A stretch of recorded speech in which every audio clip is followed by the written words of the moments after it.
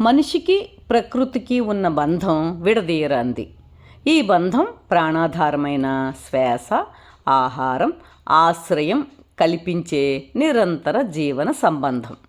పచ్చని పొలాలు, విరబూసిన పూతోటలు, విరగకాసిన పండ్ల తోటలు, చెరువులు, గుట్టలు నడుమ జీవనం సాగిస్తున్న మనిషి ఉపాధి, విద్య, ఆరోగ్య అవసరాల కోసం పట్టణాల బారిన పడ్డాడు కదండి. ఈ వలసలు ఉధృతమవుతున్న కొద్దీ పట్టణాలు కాంక్రీట్ జంగిల్స్గా మారిపోతూ మనిషిని ప్రకృతితో విడదీసేసి జీవన్మృతుడిగా మారుస్తున్నాయి కదండి.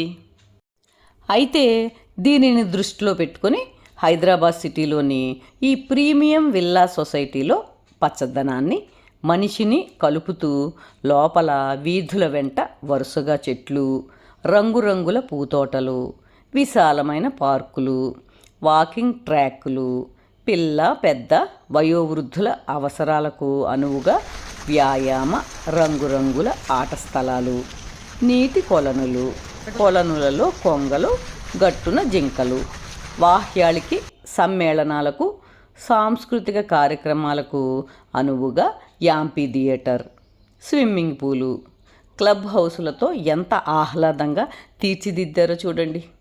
ఉదయం సాయంకాలం పూట పక్షుల కిలకిలలు, రాత్రివేళ వెలుగులు విరజిమ్మే ఫౌంటైన్స్ ఒకటేంటి, ఇవి విలాసవంతమైన నివాసాలే కాకుండా ప్రకృతి, ఆరోగ్యం, ప్రశాంతత కలిసిన జీవన విధానానికి ప్రతీకలండి.